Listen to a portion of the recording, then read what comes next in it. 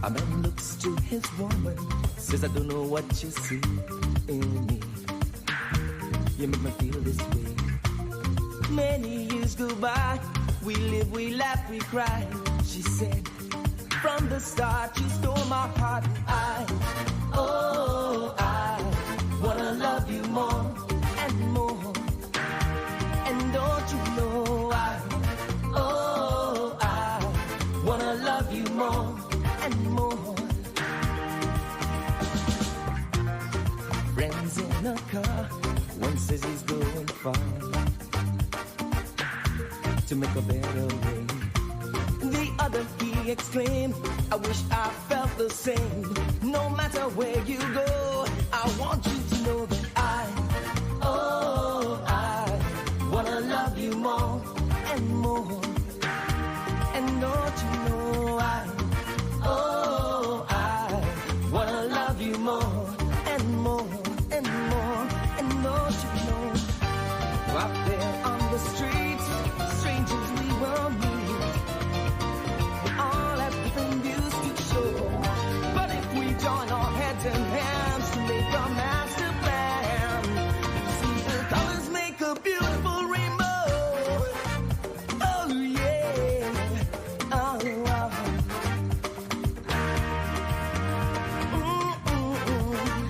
Oh yeah, oh, oh. What in the world have we come to? Whom this life should we run to? We all know the answer. Ways to gift of forgiving. Look at the life that we live in. I want you to know that I wanna love you more and more. And don't you know I wanna love you more and more and more. And don't you know, though we come from different sides, living different lives, ooh, that's okay. It's still the same old sun who shines on everyone every day. Yeah. Oh, I wanna love you more and more. And don't you know I wanna love you more and more and more. And don't you know I wanna love you more and more. And don't you know I wanna love you more and more and more. And don't you know I wanna love you more and more and more. Ooh, oh yeah, I wanna love you more and more and more. And don't you know I wanna love you more and more. Ooh, oh yeah, I wanna love you more and more and more. And don't you know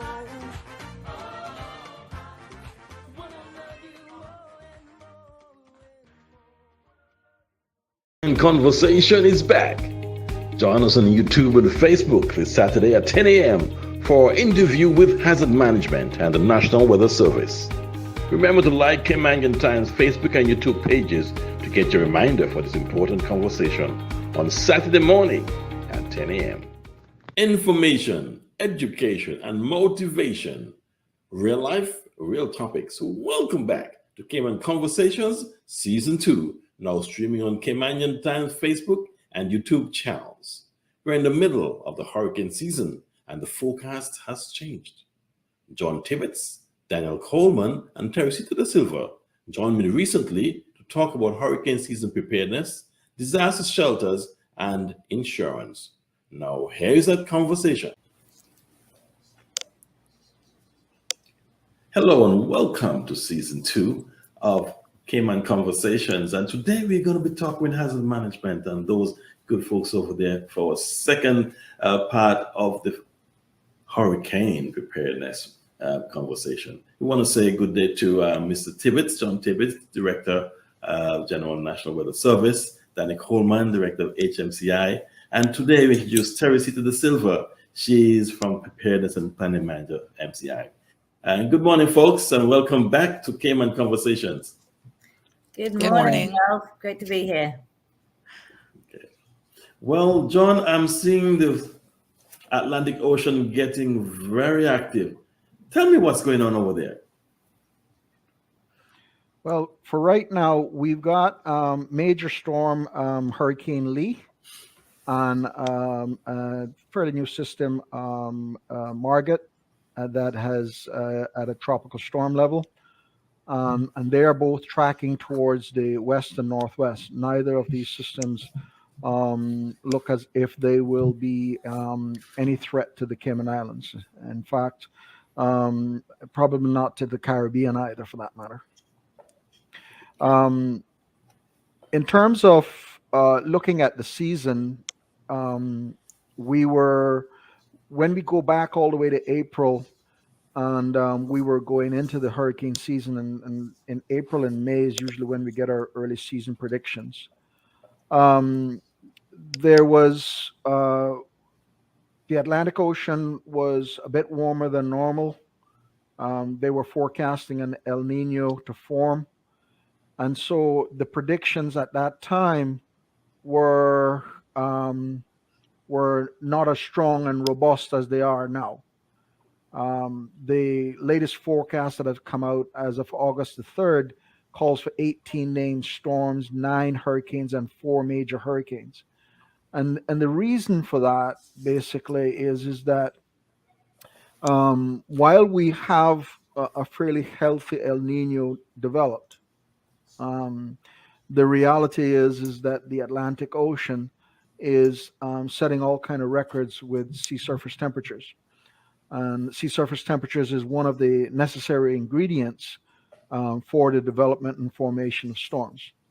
So it does look as if the latter part of the season, as we move into the second half of the season, I think September the 11th is supposed to be roughly the midpoint of the hurricane season. The storms that usually are of a high level of concern for the National Weather Service and the Cayman Islands people, usually looking from September to November timeframes, because the genesis area is usually the Western Caribbean. And so we usually don't necessarily have a nice lengthy warning time to give the people.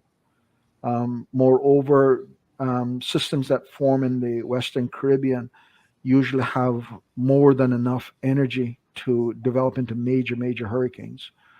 We're talking Category 5 hurricanes and what have you.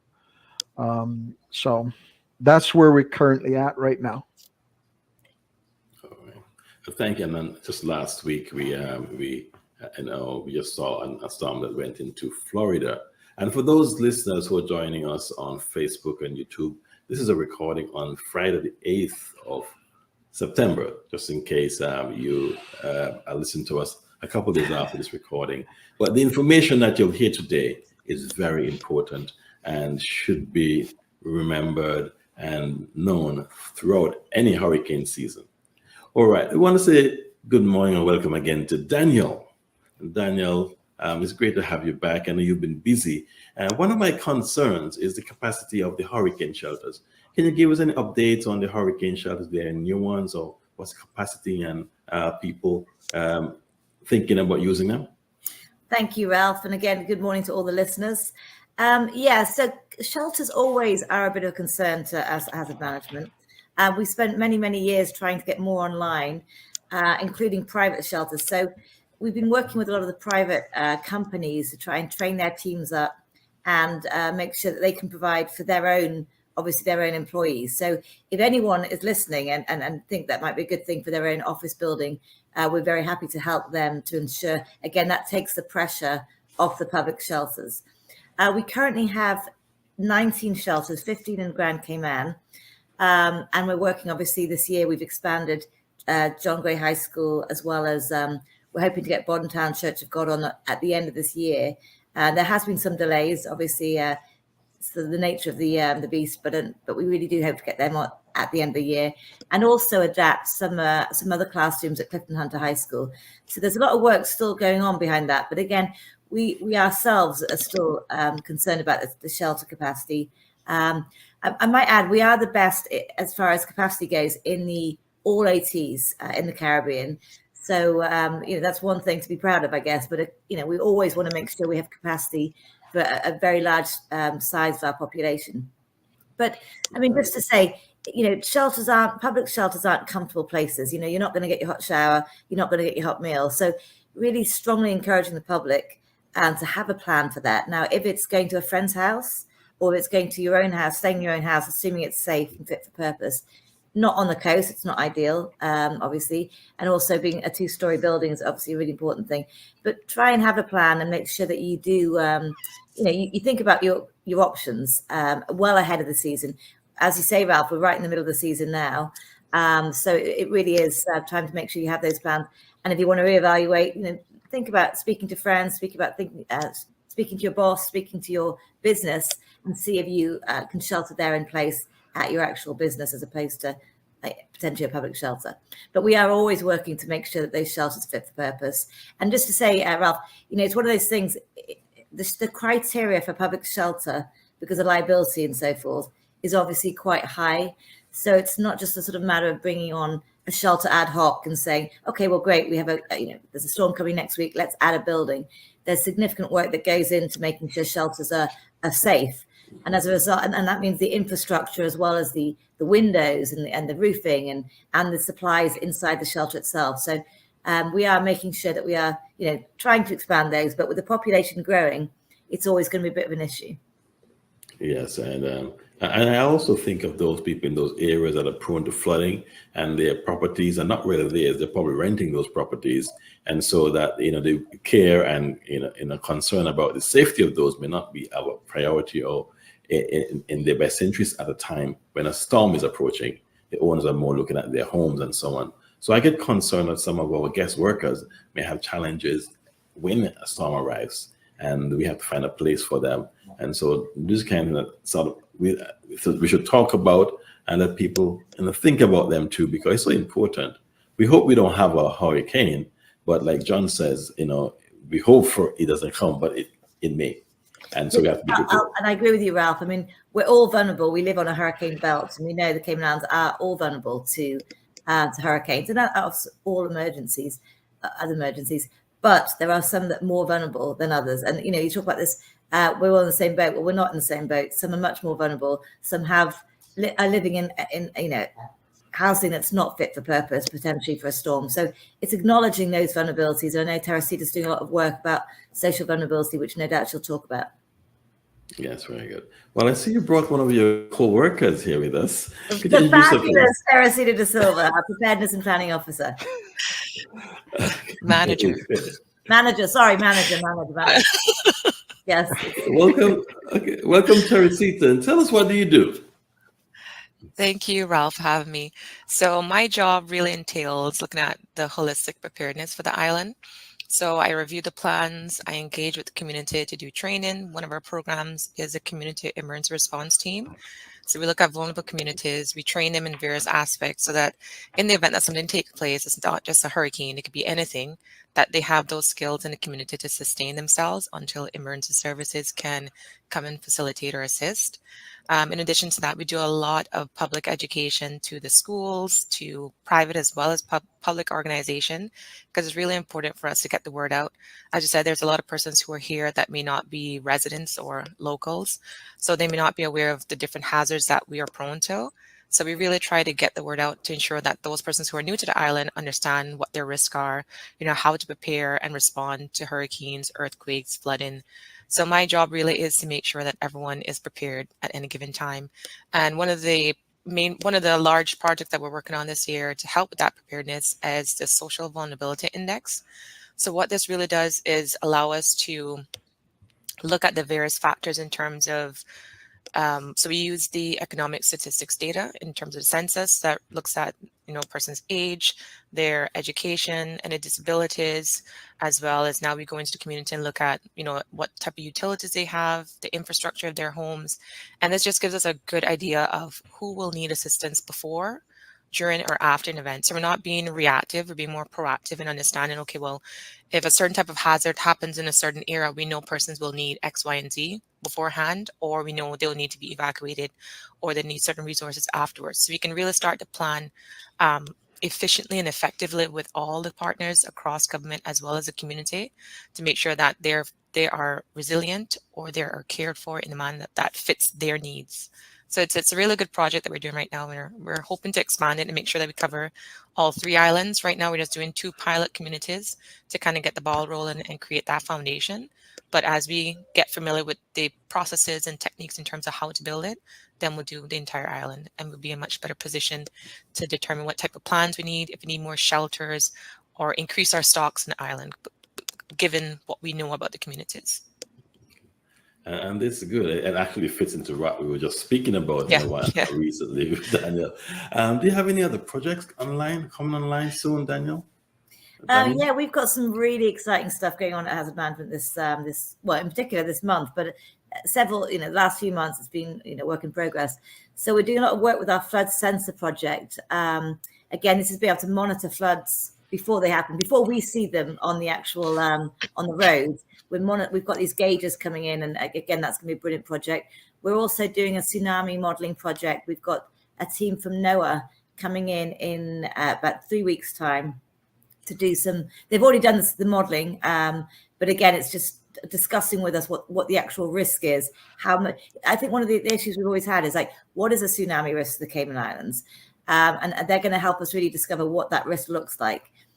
We've also got a team from the UKHSE talking about hazard materials. They arrive on Sunday. And again, we've done a lot of work recently on hazard materials and working with stakeholders like the Ministry of Health and Wellness, as well as first response agencies, to make sure we understand what the risk is for hazard materials. Again, another project, storm surge modeling team comes in this week as well. So there's so much going on in regards to storm surge modeling, tsunami modeling, hazard materials, flood sensors. A lot of what we're doing right now is all like looking for the evidence, looking for the data to support the work that we do. So there's one thing saying, yes, there could be a tsunami risk, but actually we want to know what that risk is. We're also working very much on the National Risk Register. So that, again, encompasses what risks we have, what the probability is, what the impact might be. And as a result, we can do much more planning because we are looking at the risks itself as opposed to just assuming what they might be. So yeah, lots of fun things going on, but it's a pretty busy time. So we certainly don't need any storms this year. All right. Mr. John, yes, you are the head weatherman. Now we're talking about the weather, but the other disasters trickle over into your domain, or are you involved, or do you contribute to the overall planning, even though you're the master at the weather? Well, I think to a certain extent, I'm not sure about the cart and the horse question on that, to be honest with you, because the National Weather Service has been around in some form or fashion from way back in the 1980s. And it's interesting that back after we got Hurricane Ivan's impact and what have you, and even leading up to that, it was representatives of the individuals in the National Weather Service, notably Mr. Fred Sambula, working with what was at that point the National Hurricane Committee under Mr. Nixon from the fire department, that actually pushed for the creation of Hazards Management Cayman Islands.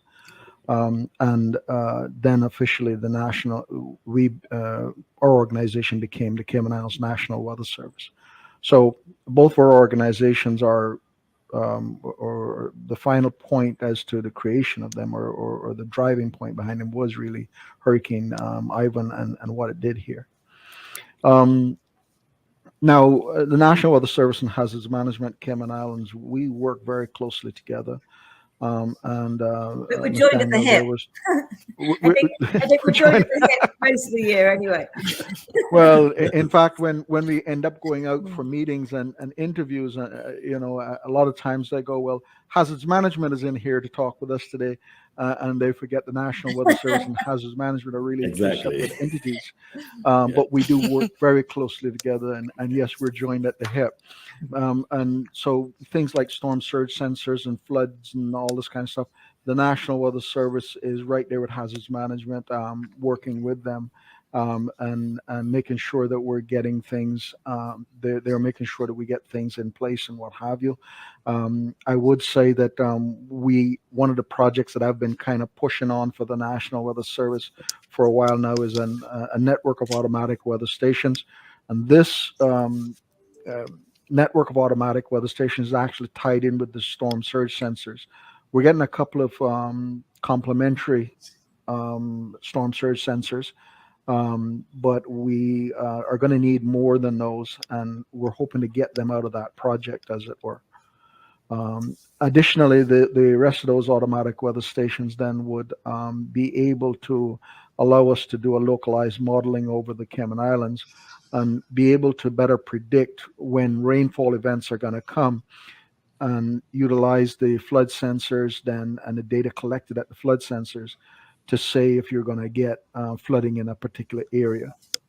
So the organizations do work very closely on a number of projects.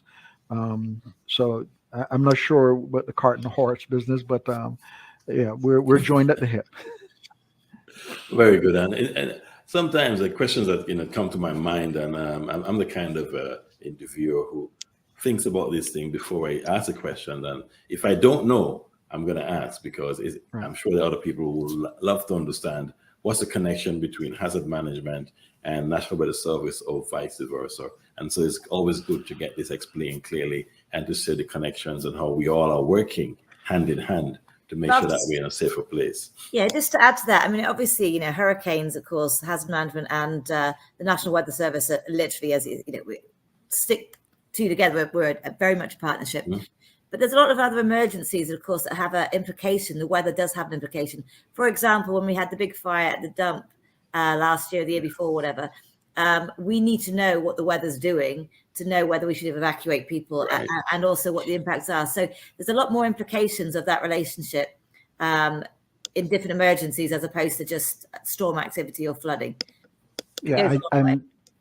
and just to follow on with that, obviously, you take for example, I'll give you an example. Let's say you have a big oil spill on here and stuff like that. The Hazards Management Cayman Islands will be asking the National Weather Service information on waves and currents and what have you. All right, to provide guidance on where how that spill is going to spread or move, as it were. All right, so this is the kind of the nature of the beast, as it were. Two organizations working hand in hand to get things done.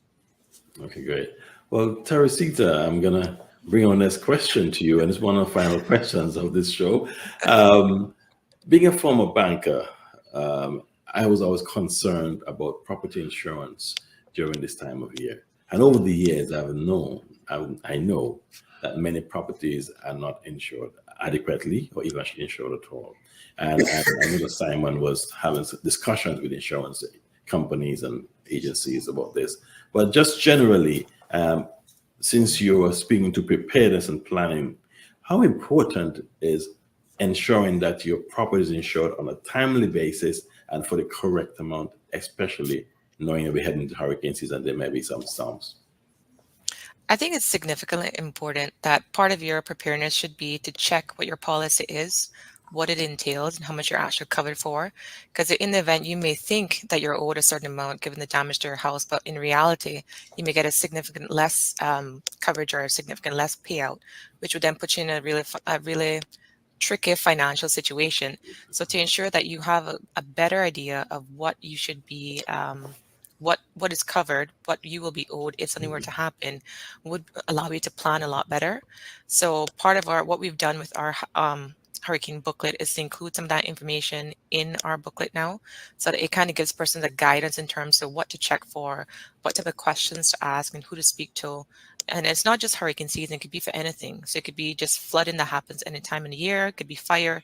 So just ensuring that it's not just hurricanes that you're focusing on, but making sure that you have proper coverage for any eventuality, because you don't want to have to potentially abandon your home because you can't afford to fix it back, or you're in a really poor financial situation because you didn't ensure that you had the right coverage. I think just to add to that, and Teresita is totally right, she's just created a brilliant booklet, or has a booklet. But one of the things we do strongly suggest is making sure people take photographs of all their items for the insurance later on. I mean, one of the saving graces I know for us as a family in Ivan was that my mum had just literally about a month beforehand done all the insurance, and she'd taken all the photographs, and everything was just literally in a Ziploc bag ready to go to the insurers. And we do really appreciate right now, financially times are tough for a lot of people. Paying a mortgage is hard enough. Cost of living is very, very difficult. So insurance is often one of those things that seem to get potentially not considered in the budget. Right. But again, it just takes one storm to realize how important insurance is. And if you can do it, we really strongly recommend that you do get the insurance that you need to cover your households. Yes, very good. Ralph, just to piggyback something on this. Go ahead. When people watch the interview, they might ask the question of why would HMCI and National Weather Service be concerned about individuals having proper insurance and what have you. Okay. Seems almost to be a personal matter. Okay. However, let's realize something. You get a major hurricane going through here, and the island is beaten up, and there's major infrastructure damage to homes and to everything else around. Okay. Having insurance and acting fast on insurance leads to rebuilding or repairing your home fairly quickly after that. Okay. Now, you might have a hurricane this week and it may just mash up 80% of your home. And while you might think that you have all the time now to do your repairs, there may be another major hurricane coming next week. Okay. And if your home is not repaired fairly quickly, then you're in danger. Now, we went on and we were talking about, oh goodness, the name is just passing right now.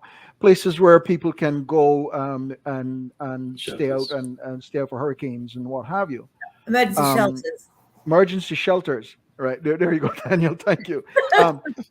If you got a major hurricane goes through here and a large amount of the homes are all damaged, then a lot of those individuals, realizing that their homes are damaged and not feeling safe, are going to be flooding to the shelters. All right, which exasperates the problem of keeping our people safe. All right, so this is where health and home insurance comes in as something that is very critical in the whole scenario of everything that's going on. Yes.